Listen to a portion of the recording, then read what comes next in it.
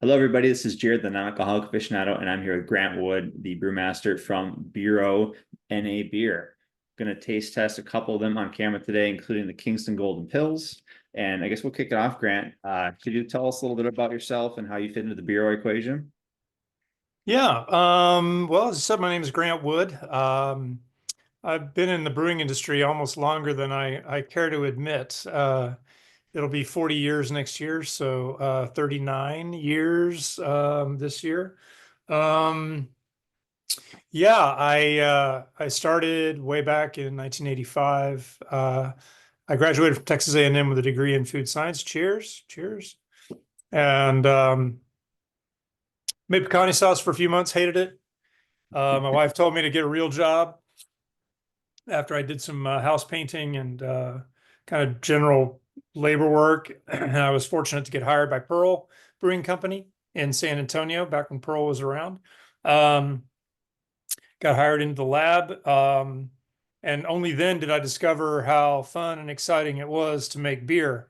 A lot of brewers younger than me started as home brewers and found their way into the industry however they could get in there. But I started out with a food science degree, got hired into the lab, then figured it out how fun it is to make beer and found my way over into production after Pearl sent me to brewing school at Siebel in Chicago way back in 1987. And then, yeah, worked for Pearl for a couple more years and then made the jump over to Lone Star Brewing Company, where I was assistant brewmaster. Worked both hot side and cold side. That means, worked in brewing and wort production. That's the hot side. Um, and fermentation. And then cold side is aging and filtration and prepping it for packaging. And so Lone Star for 6 years. Unfortunately, Lone Star ran into difficulties and ended up going out of business. And I was able to find a job with Samuel Adams, very fortunately, back in 1995. Moved my family from San Antonio to Boston and worked for Jim Cook in the Boston Beer Company for 16 years until another guy made me an offer I couldn't refuse to jump back to Texas and start Revolver Brewing Company at the end of 2011. So cranked up Revolver 2012 and was successful beyond my wildest dreams. And had a beer called Blood and Honey, which kind of took off here in North Texas. And Miller Coors came along and again made us an offer we couldn't refuse, basically. So we my investors and the guys, the founders, Rhett and Ronnie Kiesler and myself sold the company to Miller Coors. And then I stuck around for about 3 years as we sort of transitioned fully over. And yeah, I got to retire in 2020 after COVID hit and kind of made it difficult for everybody, not just brewers. But I stuck around to get new managers put into Revolver, and then I retired. Kind of sat around for about 3 years, did a little consulting, um, and then I got a call in November of last year saying, "Hey, heard you might be interested in maybe coming back to work or making some non-alcoholic beers."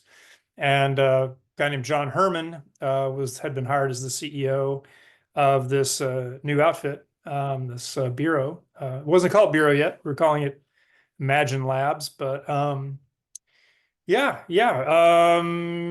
kind of convinced me to get off the bench and come back to work full time.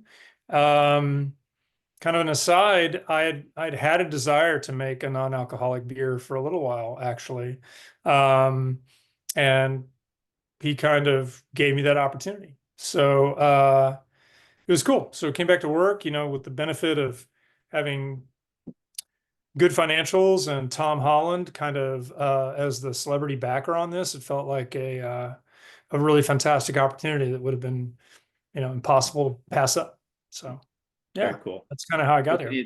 can you tell me a little bit about what I'm drinking here with the Kingston Golden Pils coming from the source? Yeah, yeah. So, Tom, he grew up in the UK. He has his own sober journey story that he started about 2.5 years ago. Um, and so, in the process of getting to know Tom and getting to know his beer preferences and his opinions, and he has them, which is cool. Um, he was drinking, spending a lot of time in the UK and in Europe. He had the kind of obvious European non-alcoholics available, whether it was, Guinness 0.0 or Peroni or Heineken. He had those available. And he felt like they didn't really do enough, didn't feel beer-like enough for him. And so when I was constructing this particular beer, I was more modeling it after what I would call Central European lagers, pills from that area. So kind of a Czech pills look, darker, maltier, a little touch of Saaz hops. Yeah. So not real pale or, kind of yellow straw color, that darker, definitely, Yeah. definitely more golden, and definitely has that malt character that really wants to come through by using a whole bunch of Munich malt. And so that was the goal. It was kind of the target of where I wanted to go with that particular beer. Cool. And I guess in terms of coming back to the world of brewing in the NA space, what inspires you about this specific category and kind of where it's going? Yeah, I was talking about going my desire to try making one of these really goes back to 2018. I was sitting at the Craft Brewers Conference with a friend of mine, listening to sort of you get people that are speculating about the market, looking into the future, thinking about trends and things like that.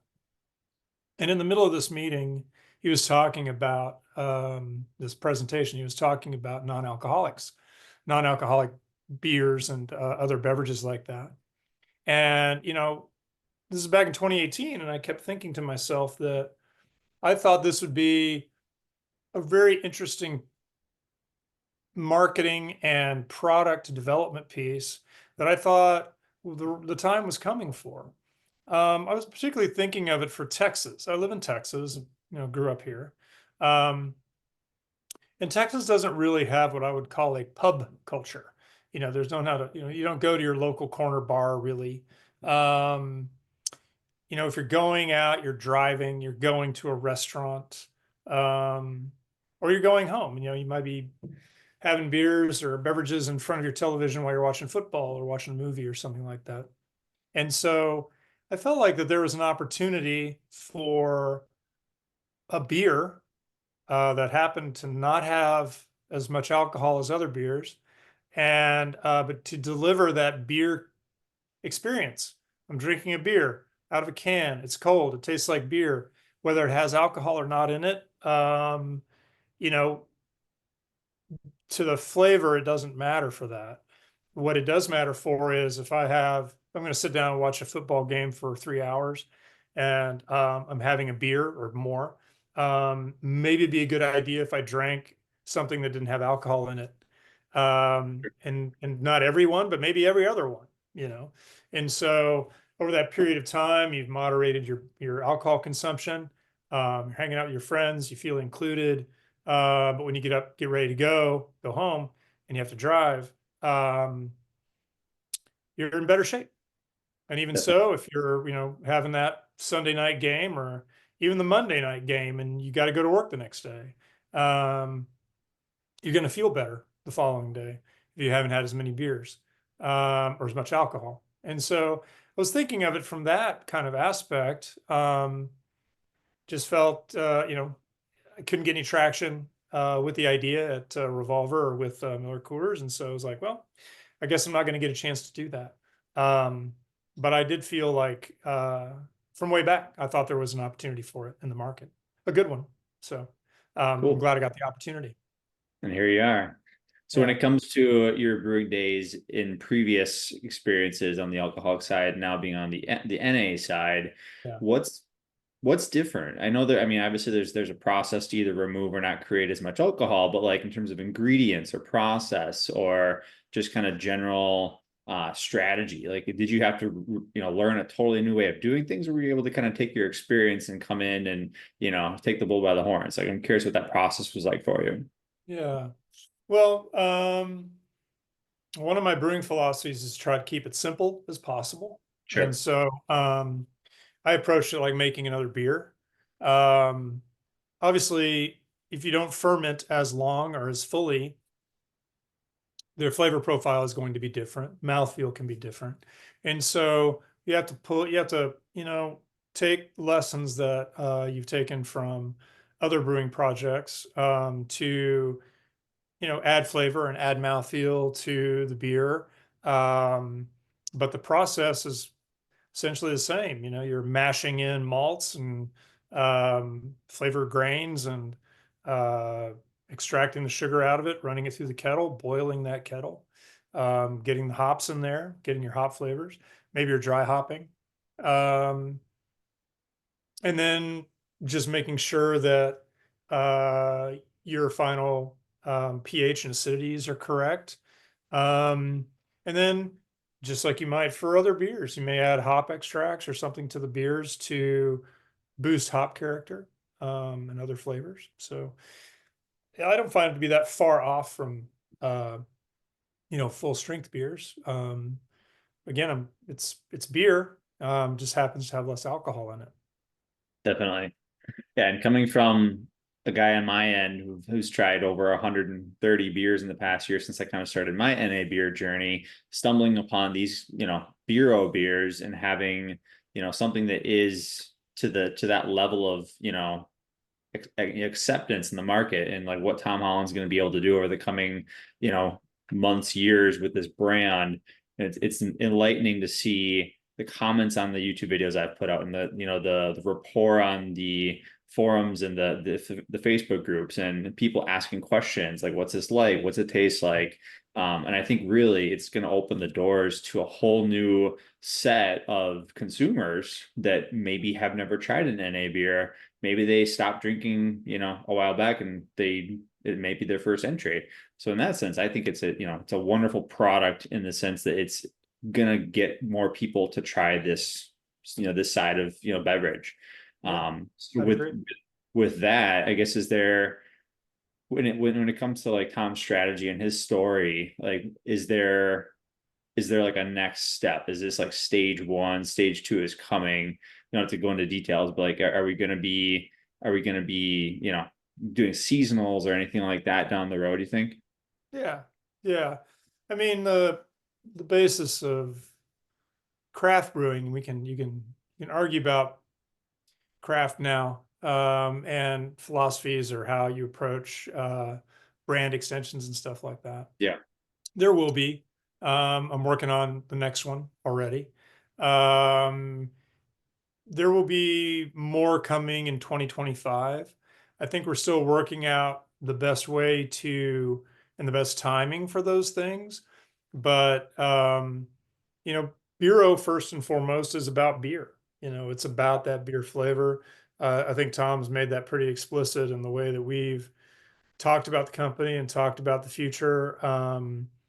And so I will never ever say never, never to perhaps other types of beverages.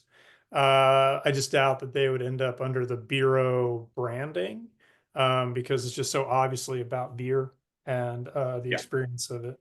Um, but we're there's a lot of dreams and a lot of plans. We're very we're brand new. We're just out of the gate, just shy of 2 weeks old, yeah, and so it's there's a lot of ideas and there's a lot of kind of dreams about where we think we're going to be able to take this. But definitely for me, it's sort of the craft beer model. I yeah, think you want brand extensions, you want different beers because people are used to that. I mean, it's kind of a thing. If you're drinking beer, a lot of folks out there want that. They want some variety for sure. in their brands that they enjoy. So we'll do our best to deliver some of that variety. I am pouring out the noon wheat. Yeah, It there we is go. my favorite of the three beers. It's akin to like a shandy for me. I get that kind of like fresh, refreshing taste from Hmm. the citrus notes and the wheat character. There's Yeah. the can for those that haven't seen it. Could you maybe give us a little rundown as to what's cooking under this umbrella here? Yeah, well, wheat beers are, as you alluded to already, are kind of the lighter, summerier, more refreshing end of the beer spectrum. And Yeah. so definitely wanted to deliver on all those um, notions for someone that picks up a wheat beer. They're one of my favorite styles, wheat beers. Obviously, when I made Blood and Honey here at Revolver, it was a wheat beer with some blood orange and some honey and some other spices. And so, Nice. um, Sounds delicious. inspired by that and some, one a classic beer called Hogarten. I love that beer a lot. And even my old friends over at Blue Moon, they've got their own NA now. But the original one itself is a great example of a Mhm. kind of a fruity, citrusy wheat beer. Yep. And so all great examples, and kind of wanted to go off into that area too. So it's got some natural orange and natural lime flavor in there to kind of boost that citrusy thing. Ah, I thought it Um, was lemon, but orange and lime makes sense too. yeah, yeah. And so and then it's interesting that the yeast itself can actually contribute a little bit to this beer as well. Nice. I think the yeast adds a slight spice to it in the background. Yeah. Um, and so, yeah, that was the whole thing. And then have a very slight veil to it to show the wheat content. And in this case, a little bit of malted oats as well. So, um, yeah, yeah. And then Noon is the name of Tom and his girlfriend's dog. So that's the inspiration behind the name. Cool. Yeah. I'm curious, Grant, knowing your experience in the business and having been involved with so many different entities and beers, if you could take any beer in the market right now Mm. and turn it into an NA counterpart, either and not necessarily for Bureau, but like, is there like a beer that you wish you could have in NA form in the format you mentioned before, where you're having like every other at a football game or watching Yeah. TV or in that kind of context? Yeah, that's tough. That's tough. It's as a brewer, and I've tasted a lot of beers and brewed a lot Yeah. of beers, and trying to pick one out of that whole galaxy of different flavors is hard. Um, Probably I'm best known for telling people my favorite style is black lagers. Oh yeah. And so Schwartz beers would probably be where I'd want to go. I love this. When I was at Sam Adams, we made black lager, and it's my very favorite beers of all time. So Nice. I'm gonna run with Sam Adams black lager as one that I would love to see in a form, and yeah, and then I can just drink them all day long and not really worry about it. So it'd be great. That's a good thing about NA beer is you don't have to worry about not being able to have as many as you want. There's Yeah. no downside. It's I mean, you great. get full. You'll get You full, get but you get full, uh, but with a lot less calories per can, which is nice. there's I that think too. yeah, Yeah, it's kind of a side Benny. It's kind it of is. interesting because people go, "Well, how many calories are in it?" It's like, "Well, it's got 70, 80," and they're like, "Ooh, really?" I'm like, "Yep, yep. It's kind of cool that way." Yeah, I was curious what one of my favorite beers back in the day was for calorie content. I looked it up. It was the Bell's Hop Slam Mm. 10% double IPA, 294 calories in that puppy. Yeah. That's what I'm Unbelievable. for. Yeah, yeah, yeah, And I would sit and have a couple of them back in the day. So yeah, it's just a different ball game living in the yeah, NA space. yeah. Very much so.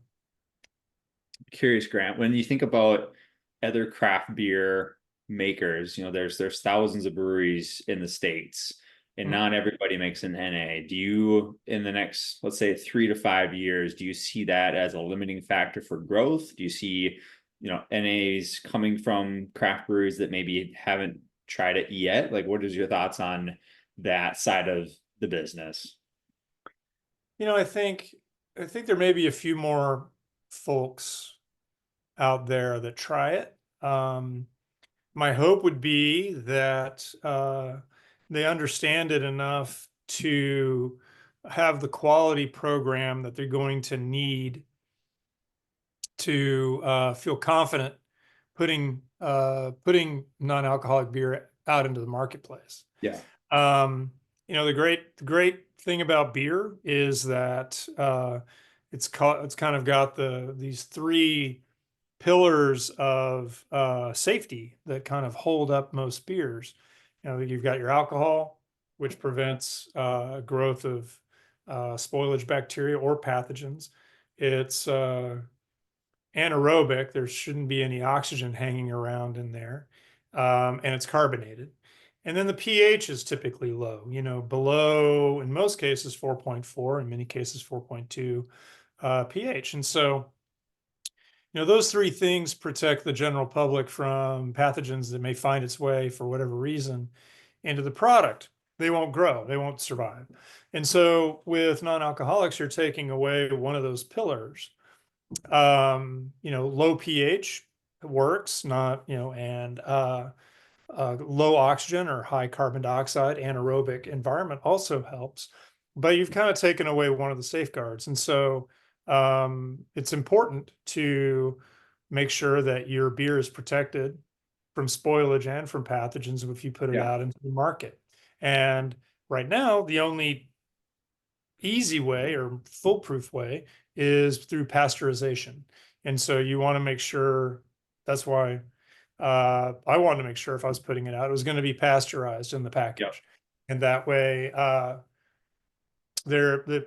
it's not infallible. You can get leaks and stuff like that can happen in your package, but you've done your diligence on getting it sanitized and sterilized for the consumer. And so if you're not going to do that, I think that's a problem. And that's why I think most breweries are not going to go in this direction. They shouldn't go in this direction. I'm not saying they won't, but they shouldn't. And so they should be very, very careful about considering how they're putting it out into the market and in package, because as a brewer, packaging is a necessary evil. I don't like it. It feels like every time I put it in a little package and I put it in a box and I send it out into the world with no one to watch it or be careful about it. You're kind of turning it out into the world for people to be mean to it, and maybe they don't take care of it as much as you wish they would. And so, and I do think that happens. And so, it helps me sleep at night, makes me feel good about the product and the quality of it, that it's been pasteurized and is safe once it goes out into the world. Speaking of going out into the world, I haven't seen how things are being done for distribution. Do you guys have a level of local partnerships with distributors, or is it online on the website only right now? That's where I've acquired it. And is there plans to target certain markets in the near future or go worldwide? Okay, that's like 5 questions. So first question is, first answer is, right now it is direct consumer online. You can go to our website at berobrewing.com and you can order it directly into your home, and have it sent with some merch or something fun like that. Question 2, are we going to be distributed? Yes. That is our goal. Our VP of sales and distribution has been hammering away at a variety of different local and regional distributors to find partners to get it into stores, just like kind of traditional beer, instead of direct consumer. And so I don't think I think the direct consumer will always be a channel, but it's better to have somebody be able to go to the store and pick it up, go to a grocery store, go to a package store, go wherever, and find it and pick it up and take it home. And so we're working on that. And our goal is to be in distribution, probably not nationwide. I think we're going to be starting in regions. I'd have to let Declan speak about that, but we've kind of got that. We've got the first agreements, I think, nailed down. So you should be able to see it just direct or distributed in New York City, in the boroughs of New York City, hopefully soon after that in California and a few other places, with the goal of having significant presence in distribution by the end of the year and into dry January.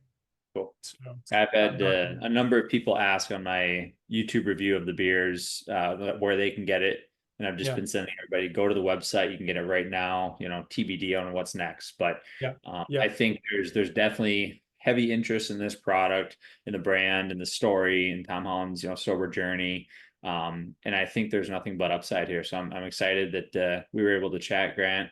I appreciate you taking the time to let everybody out there know about your story and your adventure when it comes to getting into the NA space. And yeah, I want to thank everybody for watching this video, and thanks again, Grant, for your time. We'll see you guys later. You're very welcome. Thanks for the time. Have a good day.